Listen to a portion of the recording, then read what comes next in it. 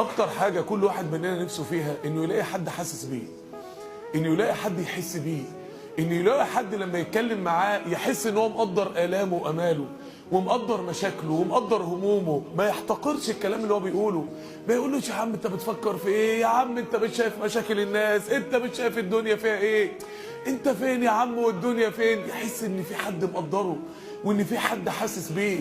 عشان كده اسم النهارده اكتر اسم هيحسسك ان انت فرحان. انتوا عارفين لما تيجي تقابل واحد كده تقول ياه ده انا كنت بدور عليك من زمان، ده انا كنت بدور على حد كده، اخيرا لقيت اللي انا كنت بدور عليه من زمان.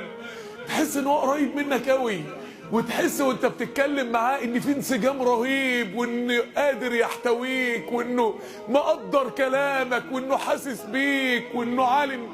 احساس كبير قوي قوي قوي قوي ممكن تحسه ويغير حياتك لما تعرف ان ربنا